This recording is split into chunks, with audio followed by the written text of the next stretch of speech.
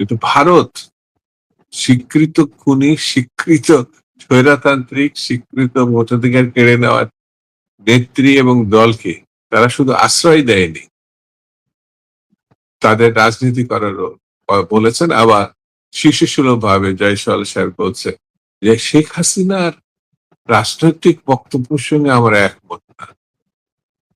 আমি বুঝি না একটা দেশের কত বছর বয়স হলে তাদের পূর্ণতা আসে, তাদের সাবলক্ষতা আসে। ভারত যেটা বলছে এটা হাস্যকারী শুধু না, তাদের মানে অপরাধ প্রবণতা ঢাকতে গিয়ে মিথ্যার আশ্রয় নিচ্ছে, যেটি সারা বিশ্বের কাছে তারা ছোট হচ্ছে বলে আমার কাছে মনে হয়। আসসালামু আলাইকুম দর্শক, আমি আতিক রহমান পূর্ণিয়া, আপনাদের স্বাগত জানাচ্ছি পূর্ণিয়ার ইউটিউব চ্যানেল এবং ফেসবুক পেজ নিয়মিত আলাপ আলোচনার অনুষ্ঠান খোঁজ খবরে। আজকে আমি শুরুতেই জানিয়ে নিই আমাদের সম্মানিত অতিথি, শ্রদ্ধাভাজন রাজনীতিবিদ এবং দীর্ঘদিন পর, প্রায় 6-7 মাস পর যাকে আমরা আবারও পেয়েছি এবং দর্শকরা আপনারা পেয়েছেন, তিনি হচ্ছেন বিএনপির ভাইস চেয়ারম্যান জনাব শামসুজ্জামান দুদু। দুদু ভাই, আপনাকে সালাম এবং শুভেচ্ছা জানিয়ে শুরু করছি আজকের অনুষ্ঠান। আমার দর্শকরা প্রায় 6-7 মাস পর আপনাকে আবার পেল, নিশ্চয়ই ভালো আছেন দুদু ভাই। আমি সরাসরি আলোচনায় চলে যাই। আলোচনার ফার্স্ট টপিকটা আমি একটু জানতে চাই। গতকালকে দেখলাম জামাতের আমির ডক্টর শফিকুর রহমান তিনি ঘোষণা দিচ্ছেন যে প্রয়োজনে তারা সরকার পতনের আন্দোলনে নামবে। একটা সরকার মাত্র 6 মাস গিয়েছে, তো সরকার পতনের আন্দোলনে নামবে এবং সরকারকে তিনি বলছেন যে যদি চালাতে না পারেন তাহলে ছেড়ে ছুড়ে চলে যান, আমরা জুলাই সনদের ভিত্তিতে দেশ চালাবো। আপনার কি মনে হয় যে 6 মাসের মাথায় সরকার ফেলে দেওয়ার আলাপ হচ্ছে, এর পেছনের উদ্দেশ্য কি বা কি থাকতে পারে? জি, আপনাকে ধন্যবাদ। এবং এই অনুষ্ঠান যেখান থেকে বিভিন্ন মাধ্যমে যারা দেখছেন তাদেরকেও ধন্যবাদ, শুভেচ্ছা। জামাত আমির পাকিস্তানের যখন মুক্তিযুদ্ধ হচ্ছিল তখন ডক্টর মালিক মন্ত্রিসভার জামাতের প্রতিনিধি ছিল, যে মন্ত্রিসভা বাংলাদেশের মুক্তিযুদ্ধকে শুধু বিরোধিতা করেনি, তারা জামাতের লোকজন অস্ত্র সহ পাকিস্তানের সঙ্গে যুদ্ধ অপরাধে মিলিত হয়েছে এবং এদেশের মুক্তিযোদ্ধা যেমন হত্যা করেছে, লক্ষ লক্ষ মুক্তিযোদ্ধা এবং নারী অপমানিত হয়েছে, বেআব্রু হয়েছে। তারা কখনোই স্বাধীনভাবে এককভাবে রাষ্ট্র ক্ষমতায় যায়নি। সেই জন্য রাষ্ট্র ক্ষমতা পরিচালনায় তাদের পূর্ব অভিজ্ঞতা বলতে যেটা বোঝায় ওটা নাই। একটি সরকার কিভাবে পরিচালনা করতে হয়, কিভাবে থাকতে হয়, মানুষের মধ্যে চলাফেরা করতে হয়, বিএনপি একাধিকবার সরকার পরিচালনা। বর্তমানে জামাত ইসলাম যে পজিশনে আছে, অর্থাৎ বিরোধী দলের, এই বিরোধী দলের পজিশনও জামাত প্রতিষ্ঠার পর এই প্রথম তারা সাংবিধানিকভাবে কোন দেশে, কারণ তারা তো পাকিস্তান আমলে প্রতিষ্ঠিত দল 47 এর আগে, সেই হিসাবে পাকিস্তানের কখন তারা স্বীকৃত মানে এককভাবে বিরোধী দল ছিল না, বাংলাদেশও ছিল না। সেই জন্য তাদের আমির পূর্ব অভিজ্ঞতার ঘাটতির কারণে আমার কাছে মনে হয় সরকার সম্বন্ধে সমালোচনা করছে সেটা একটু অতিরঞ্জিত হয়ে যাচ্ছে। ছমাস একটি সরকারের বয়সে যে সমালোচনার মুখোমুখি, জামাতের সমালোচনার মুখোমুখি বিএনপি হয়েছে, সেটা আমার কাছে মনে হয়েছে একটু বেশি হয়ে গেছে। আমি জামাত আমিরকে ওইভাবে সমালোচনা করতে চাই না, তবে বাংলাদেশের রাজনীতি বুঝার তার ঘাটতি আছে, সেই জায়গাটা আমি তাকে স্মরণ করে দেব। দীর্ঘ 18 বছর বাংলাদেশে গণতান্ত্রিক আন্দোলনে বিএনপি এবং অন্যান্য বিরোধী দল জুলুম, গুম, খুন, মামলা হামলার মধ্য দিয়ে একটা পর্যায়ে গিয়েছে। 24শে গণঅভ্যুত্থানের পর জনগণের ভোটে বিএনপি ভোটে ক্ষমতায় আসছে। তো এই স্বল্প সময়ের মধ্যে সরকার ফেলে দেওয়া, যদি না পারেন ছেড়ে দেন, মানে ব্যাপারটা মনে হচ্ছে জামাত বিএনপি কে ক্ষমতায় বসিয়েছে এবং জামাতের কথা মতো ভালো মন্দ সব নির্ধারিত হবে এবং বিএনপিকে সেইভাবে চলতে হবে। আমার কাছে মনে হয়েছে এটা এই ক্ষেত্রে বিরোধী দলের বিশেষত ডাক্তার শফিকুর রহমান সাহেবের একটু বিবেচনা করতে হবে যে সময় এবং অবস্থা এই ধরনের কথা গ্রহণ করে কিনা সেটা তাকে বুঝতে হবে। দুলা ভাই, আমি একটু পেছনে ফিরে যেতে চাই। ডক্টর ইউনূস সরকারের শাসনামল, এই আমল ধরে আমি আমি আপনাদেরই বিএনপি গভর্নমেন্টের স্বরাষ্ট্রমন্ত্রী সালাউদ্দিন আহমেদ সাহেবের একটা রেফারেন্স দিচ্ছি। উনি সংসদে একদিন বলেছিলেন যে যমুনায়, মানে ডক্টর ইউনূসের শাসন সময় যমুনায় এক দল ছিল যমুনার ভেতরে, আরেক দল ছিল যমুনাকে কিনারে। মানে বোঝাতে চেয়েছেন জামাত এবং এনসিপি তখন বেশ প্রভাবশালী, এবং আমরাও দেখেছি যে ডক্টর ইউনূস সরকারটায় জামাত এবং এনসিপি যারা করেছে এদের প্রভাব খুব বেশি ছিল। সেই সময়টা প্রচন্ড মব হয়েছে। এই মব এবং জামাত এবং এনসিপির অ্যাক্টিভিটি কি আওয়ামী লীগকে বা শেখ হাসিনাকে আরো দ্রুত সময়ে ফিরে আসার পেছনে কোনো ভূমিকা রাখছে, সুযোগ তৈরি করে দিয়েছে কিনা, সেই সেই শাসনটা যে খারাপ দিকগুলো ছিল। সুস্থ রাজনৈতিক ধারা যদি থাকে বাংলাদেশে, যেমন এখন কথা বলার, সমালোচনা করার, সুবিধা অসুবিধা প্রকাশ করার যে অবস্থা আছে, সেটি যদি অব্যাহত থাকে তাহলে অপশক্তি, মব সংস্কৃতির যারা করছেন বা সেইভাবে টিকে থাকার কথা ভাবছেন তাদের ভবিষ্যৎ নেই। প্রথমত বলি, মব সংস্কৃতি অর্থাৎ গণ অভ্যুত্থানকে যারা কলুষিত করেছে, ২৪-এর পরবর্তী সময়ে যারা চাঁদাবাজি করছে, অনেক তরুণকে যাদের সম্ভাবনাময় সময় ছিল সামনে এগিয়ে যাওয়ার, ভবিষ্যতে তারাই বাংলাদেশের নেতৃত্ব দিবে, কিন্তু তারা শুধু কলুষিত হয় নাই, বিতর্কিত হয় নাই। মানে টাকার প্রতি যে কি লোভ, তাদের ক্ষমতার প্রতি কি যে লোভ, সেটা ডক্টর ইউনূস সাহেব তাদের মধ্য দিয়ে এই জেনারেশনটাকে বিতর্কিত করেছে আমার বিবেচনায়। ৯০-এর গণ অভ্যুত্থান বাংলাদেশের প্রেক্ষাপটে প্রথম হয়েছিল হোসেন মোহাম্মদ এরশাদের বিপক্ষে। আমরা তখন ছাত্র রাজনীতির সঙ্গে ছিলাম এবং দীর্ঘ ৯ বছর আন্দোলন সংগ্রামের মধ্য দিয়ে এরশাদকে আমরা বিদায় করেছিলাম। এখনকার যারা ছাত্র, মানে এই গত ২৪-এ গণ অভ্যুত্থানের আগে যারা ছাত্র রাজনীতি নেতৃত্ব দিচ্ছেন এই গণ অভ্যুত্থানে, ২৪-এর গণ অভ্যুত্থান, তাদেরকে আমি ধন্যবাদ জানাই। কিন্তু তারা পরবর্তী সময় যে ভূমিকায় আসছিল সেটি না করে তারা ক্যাম্পাসে যদি ফিরে যেত, অবশ্য তাদের আমি পুরোপুরি দোষ দিব না, তাদের ব্যবহার করে অন্তর্বর্তীকালীন সরকারের যে প্রধান ডক্টর ইউনূস সাহেবও সেই সময় একবারের জন্য বলে নাই তোমাদের ক্যাম্পাসে ফিরে যেতে হবে। ৯০ কিন্তু যারা গণ অভ্যুত্থান করছে তাদের বলাও লাগেনি, তারা ক্যাম্পাসে ফিরে গেছিলেন, তারা ছাত্র রাজনীতিতে ফিরে গেছিলেন, রাষ্ট্রের উপদেষ্টা মন্ডলীর সদস্য হন।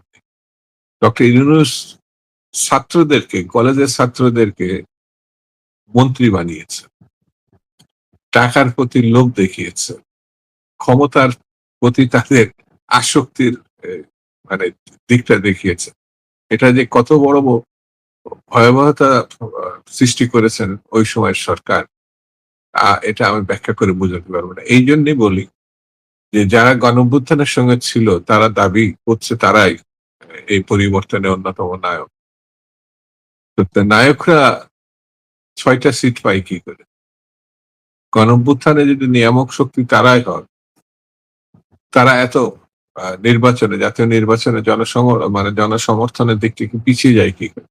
এটা আমি খুব ভেবে দেখেছি যে তারা গণঅভ্যুত্থানে সম্পৃক্ত হলেও তাদের বিতর্কিত ভূমিকার জন্য পরবর্তী জাতীয় নির্বাচনে তারা একেবারে ৩য় পর্যায়ে চলে গেছে, একেবারে নিচে নেমে গেছে, তাদের উপরে চলে আসছে জামাত ইসলাম। আর ১ নম্বর ফোর্স হিসাবে গণ অভ্যুত্থানে বলেন, আন্দোলন সংগ্রামে বলেন এবং আগামী দিনে বাংলাদেশ পরিচালনার বিষয়ে বলেন, মানুষ দলগতভাবে বিএনপিকেই সমর্থন দিয়েছে। দুলু ভাই, আমি আরেকটা প্রসঙ্গে যেতে চাই। আপনি জানেন গতকালকে সাবেক প্রধানমন্ত্রী শেখ হাসিনা দিল্লিতে প্রেস কনফারেন্স করেছেন। বাংলাদেশ সরকারের পক্ষ থেকে আনুষ্ঠানিকভাবে ভারতকে অনুরোধ করা হয়েছিল তিনি যেন এই কাজগুলো করতে না পারেন। ভারত একদিকে বলছে যে এটার সাথে তারা এটা যা বল প্রেস কনফারেন্সে শেখ হাসিনা যা বলেছেন তা সমর্থন করছে না। আজকে রণধীর জয়সওয়াল পররাষ্ট্র মন্ত্রণালয়ের মুখপাত্র তিনি এটা বলেছেন। আবার অনুষ্ঠানও শেখ হাসিনা করতে পারছেন। এই অনুষ্ঠান করার কোন প্রভাব আছে কিনা? যেহেতু বাংলাদেশ সরকার পররাষ্ট্র মন্ত্রণালয় কিন্তু একটা বিবৃতি দিয়েছে সঙ্গে সঙ্গে। তো এটার কি আসলে সত্যিকার অর্থে কোনো রাজনৈতিক প্রভাব বাংলাদেশে আছে বা কি হতে পারে? এবং আপনার কাছে আমি জানতে চাই যে আপনি কি ব্যক্তিগতভাবে মনে করেন যে ডিসেম্বরে শেখ হাসিনা ফিরে আসছে বাংলাদেশে? তাকে কেউ ফিরে আসার ব্যাপারে বাধা সৃষ্টি করেনি। তিনি এই দেশ থেকে তার জীবন বাঁচানোর জন্য তিনি দাবি করেছেন তিনি থাকলে তার জীবন বাঁচত না। তিনবারের প্রধানমন্ত্রী হিসেবে তিনি নিজেকে দাবি করেছেন। তিনি আওয়ামী লীগেরও সভানেত্রী ছিলেন। তিনি এত বেশি অপকর্ম করেছিলেন, ছাত্রদের উপরে নির্যাতন, দেশবাসীর উপরে নির্যাতন, গণহত্যা, সীমাহীন লুটপাট, তার আসলে এই দেশে থাকার মতো পরিস্থিতি ছিল এটা আমিও মনে করি না। কিন্তু বাংলাদেশের প্রেক্ষাপটে ৫৫ বছরের ইতিহাসে কখনো এইভাবে কোনো শাসক পদত্যাগ করার পরে সেই স্বৈরতান্ত্রিক ব্যবস্থার মানুষ হলেও এই দেশে থেকেছে, জেলে গেছে, শাস্তি হয়েছে, বিচার হয়েছে, শাস্তি হয়েছে। যেমন সামরিক স্বৈরতন্ত্রের ধারক বাহক এরশাদ সাহেব, তিনি গণ অভ্যুত্থানের মধ্য দিয়েই তার পতন হয়েছে। পরবর্তীতে তিনি রাজনীতিতে আসেন, গ্রেফতার হন, জেলে যান, বিচারের মধ্য দিয়ে তিনি জেলে যান। কিন্তু তিনি জেল মুক্ত হয়ে আবার রাজনীতিতে এসেছেন। কিন্তু শেখ হাসিনার যে পরিণতি, সেই পরিণতি ভয়াবহ। এটা একটা দিক। আর ভারতের জন্য আমার কাছে মনে হয়েছে ভারত কখনো বাংলাদেশের জনগণের সঙ্গে, ওই দেশের জনগণের সঙ্গে এই দেশের জনগণের সম্পর্কটা হতে দেয় নাই। শাসক গোষ্ঠী ওই দেশে, তারা সব সময় শেখ হাসিনা, শেখ মুজিব এবং আওয়ামী লীগ এর বাইরে ভারত কখনো যেতে পারে নাই। যদি যেতে পারতেন তাহলে শেখ হাসিনা যে ৩টি নির্বাচনের নামে তামাশা করেছিলেন, আমার বিবেচনায় ভারত এটা বিরোধিতা করত। পৃথিবীর অনেক দেশই বিরোধিতা করছে এবং বাংলাদেশের প্রধান রাজনৈতিক দল মানে আওয়ামী লীগ এবং বিএনপি সেই সময় বিএনপির নির্বাচন করার কোনো অবস্থায় রাখা হয়নি, সেটারও তারা বিরোধিতা করছে।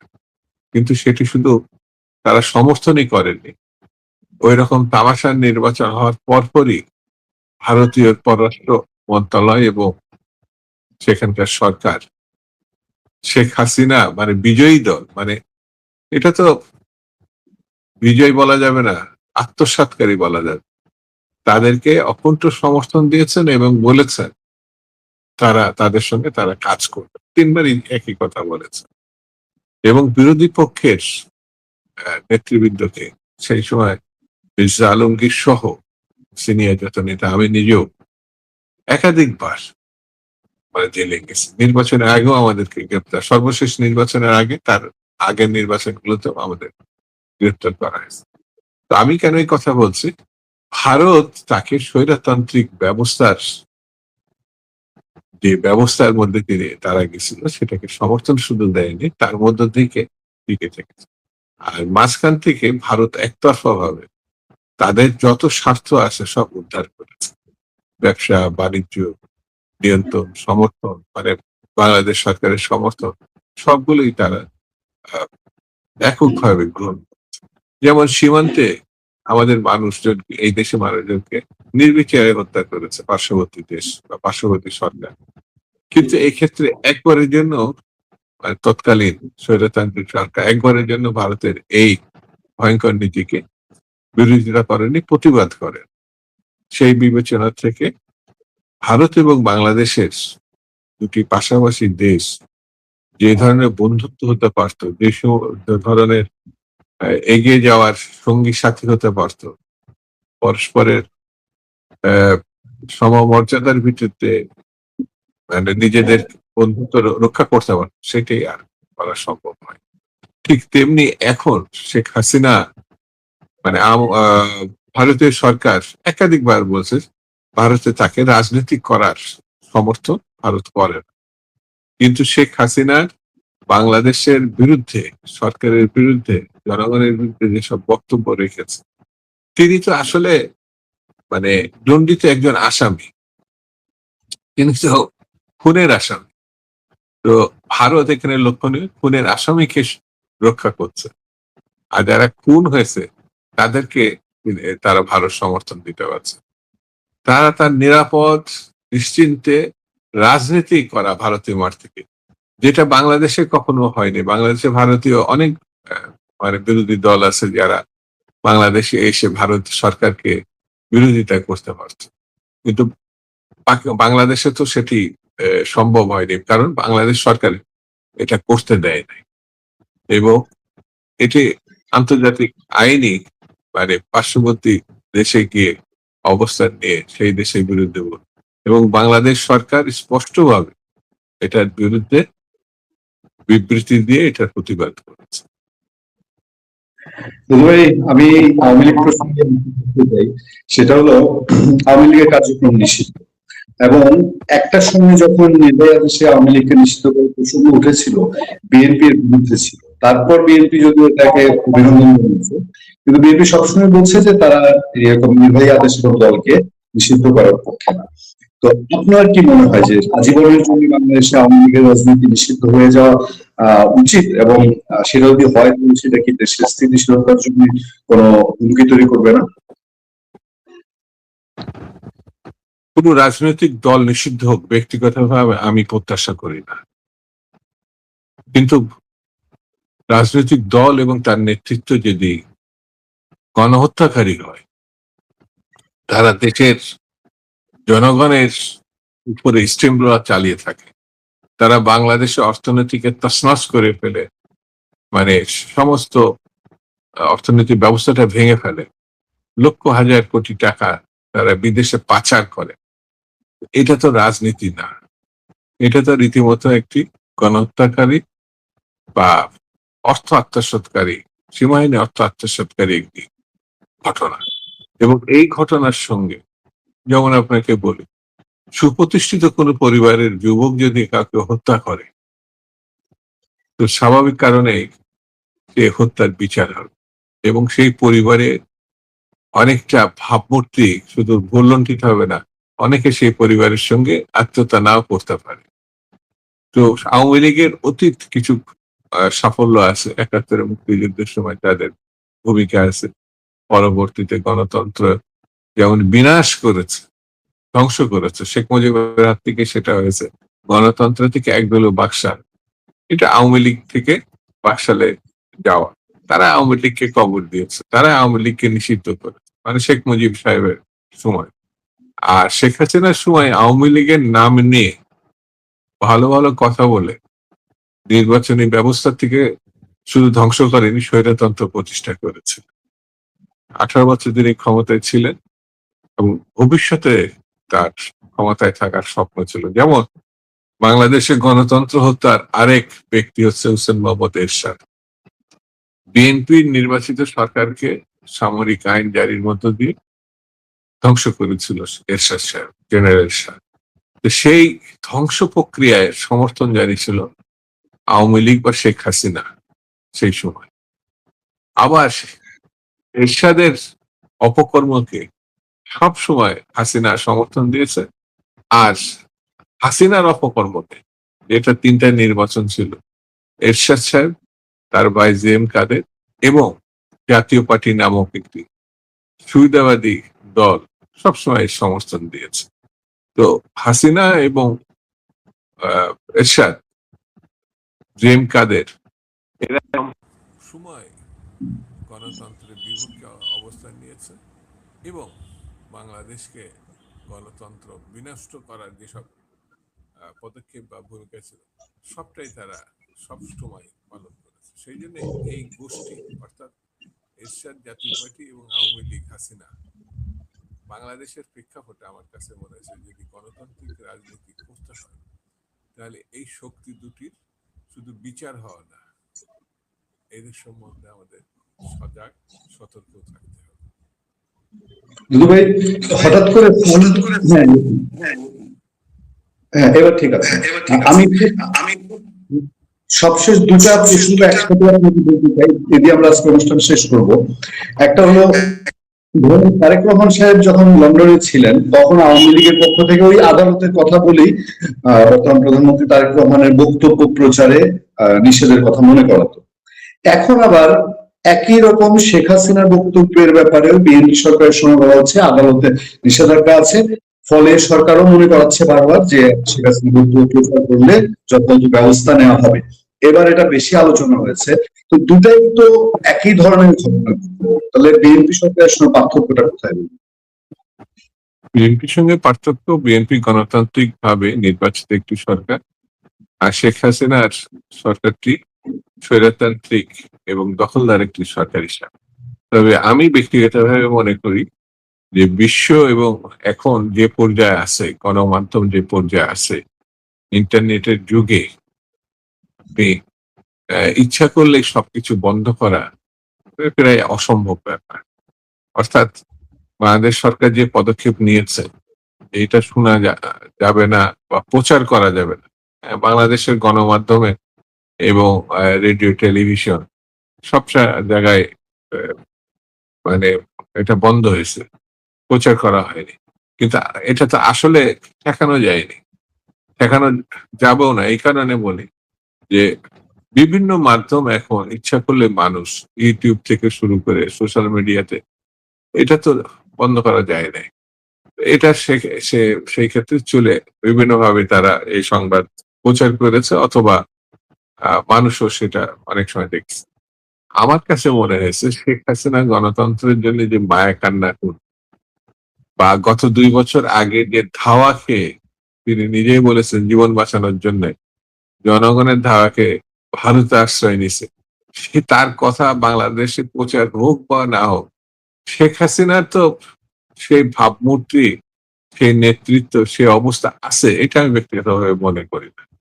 সেই কারণে বরঞ্চ যদি ইলেকশন করতো, তাদের যে দাবি ৩০-৪০% তাদের সমর্থন, কোন প্রার্থী দাঁড়িয়ে থাকা, মানুষের কাছে যাওয়া, এটাই প্রায় অসম্ভব ছিল পরিস্থিতিগত কারণে, তাদের নির্যাতনের কারণে, তাদের অপশাসনের কারণে। সেই ক্ষেত্রে দেখা যেত ২-৫% ভোট সংগ্রহ করা তাদের জন্য কঠিন হতো। তো এটা বোধহয় যেসব জায়গায় স্বৈরতান্ত্রিক ব্যবস্থা ছিল এবং পরবর্তীতে ধাওয়াকে পালিয়ে গেছে, আবার পরে এসছে, সেই ক্ষেত্রে কিন্তু এটা প্রমাণিত হয়েছে। আমাদের বাংলাদেশের ক্ষেত্রেই তো জাতীয় পার্টির ক্ষেত্রে হয়েছে। আর তার থেকেও নির্মম শাসন করছে জাতীয় পার্টি থেকেও আওয়ামী লীগ এবং শেখ হাসিনা। সেজন্য নির্বাচন করলে সেই সময়কার সরকার বা যারা এই সিদ্ধান্ত নিয়েছেন তারা নিতে পারেন সেই সিদ্ধান্ত, কিন্তু রাজনীতিতে সক্রিয় থাকলে তাদের অবস্থা যে তলানিতে নামছিল বা এখনো আছে, ইচ্ছা করলেই তারা ভালো করবে বা ভালো অবস্থায় যাবে, এটা আমার কাছে মনে হয়নি। সেই জন্য রাজনৈতিক বিবেচনা বা রাজনৈতিক ঘটনা রাজনৈতিক ভাবে মোকাবেলা করাটাই সঙ্গত বলে আমার কাছে মনে হয়। সবশেষ প্রসঙ্গ, দুবাই, ভারত বাংলাদেশ সম্পর্কটা ডক্টর ইউনূস সরকারের সময় একেবারে গিয়ে তলানিতে ঠেকেছিল। এটা এক হাতে তালি বাজে নাই, দুপাশ থেকে এটা একটা ভূমিকা ছিল। বর্তমান সরকারের সময় কি টানাপোড়েন রয়ে গেছে, যে কারণে প্রধানমন্ত্রী তারেক রহমানের ভারত সফরে একাধিক আমন্ত্রণ থাকলেও কোনো সিদ্ধান্ত নেওয়া যাচ্ছে না? না, আমার কাছে মনে হয় নিকট প্রতিবেশী হিসাবে ভারতের সঙ্গে আমাদের মানে দীর্ঘদিন সম্পর্ক ছিল, এখনো আছে। সফর যখন সরকারি মহল বিবেচনা করবে যে ভারতে এখন আমাদের যেতে হবে বা যাওয়ার প্রয়োজনীয়তা আছে বা তাদের আমন্ত্রণ আছে, ভারত অতীতের যে ঘটনা সেটা যদি সরকার বিবেচনা করে যাওয়া যেতে পারে।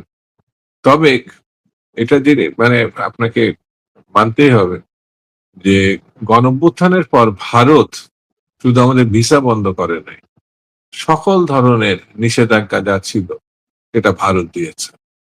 দেওয়ার পরে বাংলাদেশ কিন্তু ভারতের সঙ্গে নিজেই এগিয়ে গিয়ে সম্পর্ক তৈরি করেছে এমন কিন্তু ঘটনা না, বরঞ্চ এটা প্রমাণ হয়েছে ভারত ছাড়াও বাংলাদেশে অর্থনীতি বেঁচে থাকে। তারা ভাবছে অর্থনীতি ধ্বংস হয়ে যাবে, আইন শৃঙ্খলা ব্যবস্থা ধ্বংস হয়ে যাবে, ভারতের সমর্থন ছাড়া আমরা বিশ্বে কোনো জায়গায় চলতে পারবো না। সেটা কিন্তু হয় নাই। তো ভারত বরঞ্চ একদিক থেকে বাংলাদেশকে মানে পরীক্ষায় ফেলে পরীক্ষায় পাশ করানোর মতো পরিস্থিতি সৃষ্টি করেছে। অর্থাৎ বৃহৎ প্রতিবেশী যদি অসহযোগিতা করে, তারপরেও কিভাবে টিকে থাকতে হয় সেটা বাংলাদেশের মানুষ প্রমাণ করেছে। তারা কিন্তু বারবার বলেছে একটি নির্বাচিত সরকারের সঙ্গে তারা কাজ করবে। এখন তো নির্বাচিত সরকার, তো আমাদের দিক থেকে কোনো ঘাটতি থাকবে না। তবে সীমান্ত হত্যা বন্ধ করতে হবে। আমাদের উপরে একচোখা নীতিতে চললে হবে না, সেটা বন্ধ করতে হবে। পারস্পরিক সমমর্যাদার ভিত্তিতে যে কোনো দেশের সঙ্গে আমরা চলতে, কারণ আমাদের পররাষ্ট্র নীতি আছে কারোর সঙ্গে বন্ধু মানে শত্রুতা না, সকলের সঙ্গে বন্ধুত্ব। এটা তো বাংলাদেশে বর্তমান সরকারের পররাষ্ট্র নীতি।